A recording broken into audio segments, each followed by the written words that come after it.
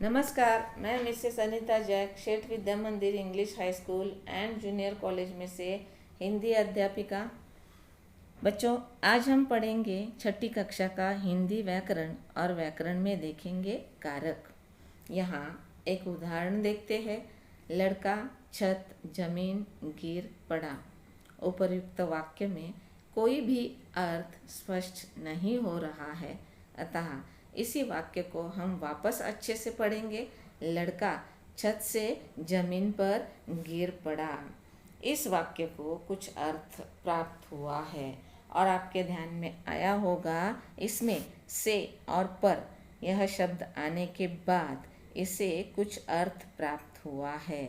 इससे हम कारक की परिभाषा कर सकते हैं। संज्ञा या सर्वनाम के जिस रूप में उसका संबंध वाक्य के किसी दूसरे शब्द के साथ सूचित होता है, उसे कारक कहते हैं।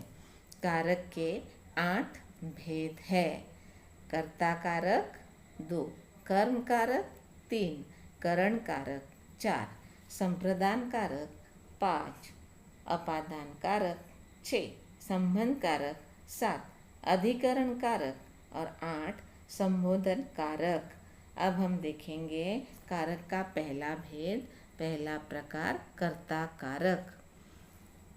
इसकी परिभाषा है संज्ञा या सर्वनाम के जिस रूप से क्रिया करने वाला कर्ता इसका बोध होता है, उसे कर्ता कारक कहते हैं। यहाँ एक उदाहरण देखते हैं। दिव्या ने किताब मांगी। अब उपर्युक्त वाक्य में दिव्या यानी यह संज्ञा है और वह कर्ता है और इस कर्ता ने कुछ कार्य किया है, तो इसमें संज्ञा के साथ ने प्रत्यय जुड़ा हुआ है। अतः हमें यह पता चलता है कि इसमें ने कर्ता कारक है, तो हमें यह समझ कर लेना है कि इस कारक का चिन्ह है ने। अब कारक का दूसरा भेद है कर्म कारक। इसकी परिभाषा है जिस वस्तु या व्यक्ति पर क्रिया के होने का फल होता है, उसे कर्म कारक कहते हैं। यहाँ पर उदाहरण देखेंगे। मास्टर जी ने पाठ को पढ़ा, यानी मास्टर जी ने पाठ पढ़ाने का काम किया है, क्रिया की है। तो उपर्युक्त वाक्य में पाठ को कर्म कारक है क्योंकि को इसका प्रयोग हुआ है, तो क्रिया के व्यापार का फल भी इस पर पड़ता है।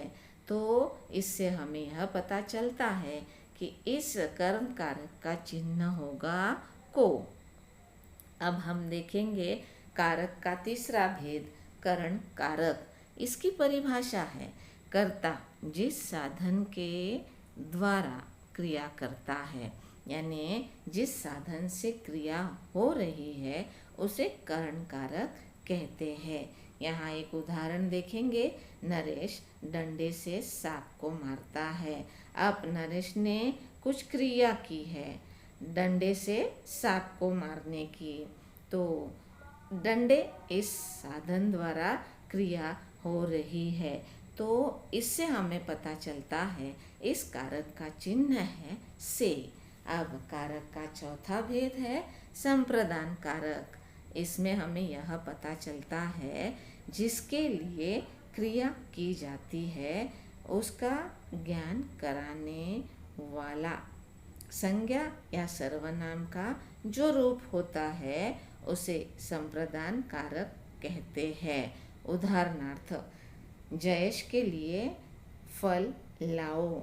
जयेश यानी वह करता है और इसके लिए कुछ लाने के लिए बोला है, क्योंकि रेखांकित शब्द उस व्यक्ति का बोध कराते हैं जिसके लिए यहाँ पर क्रिया हुई है। तो हमें इससे पता चल रहा है कि इस कारक का चिन्ह है के लिए। अब कारक का पांचवा भेद है अपादान कारक। इसकी परिभाषा होगी संज्ञा या सर्वनाम के जिस रूप से क्रिया के अलग होने का बोध होता है उसे अपादान कारक कहते हैं। हम यहाँ पर वाक्य देखेंगे। पंकज कमरे से बाहर निकला। इसमें आपको पता चला होगा कि कमरे से इन शब्दों से अलग होना प्रकट होता है, यानी पंकज संज्ञा यानी जो करता और काम, इसमें से इस शब्द से अलग होने की क्रिया हमें पता हो रही है। इसके लिए अपादान कारक का चिन्ह है से। अब कारक का छठा भेद संबंध कारक संज्ञा के जिस रूप से एक वस्तु का दूसरी वस्तु के साथ संबंध का बोध कराता है उसे संबंध कारक कहते हैं। यहाँ उदाहरण देखेंगे। यह यश की पुस्तक है, यानी पुस्तक और यश के बीच में कुछ संबंध बताया गया है। तो इससे हमें पता चल रहा है कि इस संबंध कारक का चिन्ह होगा कि। तो इस कारक के और भी चिन्ह है, जैसे का, की, के, रा, री, रे इत्यादि। तो यह चिन्ह संबंध कारक के है। सातवां भेद है अधिकरण कारक। संज्ञा के जिस रूप से क्रिया के आधार या स्थान का बोध होता है उसे अधिकरण कारक कहते हैं। यानी उदाहरण देख के बता देते हैं। मुंबई में बहुत सभ्य नागरिक है। मुंबई एक स्थान है और मुंबई में बहुत से सभ्य नागरिक रहते हैं। तो प्रयुक्त वाक्य में मुंबई और में इस शब्द ने हमें इस क्रिया का स्थान सूचित किया है, यानी कहाँ पर सभ्य नागरिक रहते हैं।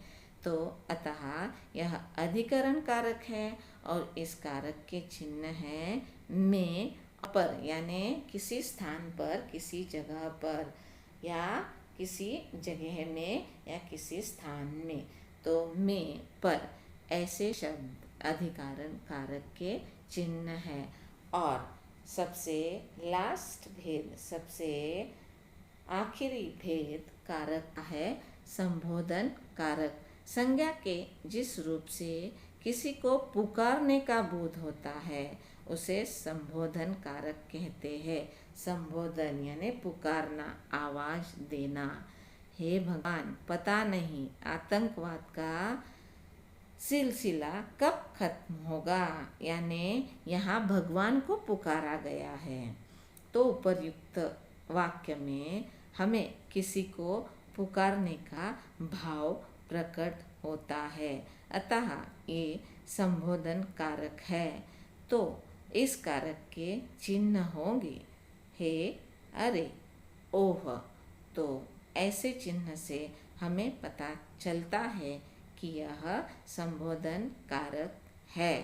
तो बच्चों, इस प्रकार हमने आज कारक और कारक के 8 भेद सीखे हैं। आपके लिए होमवर्क है, निम्नलिखित वाक्यों में रेखांकित शब्दों के कारक लिखिए। धन्यवाद।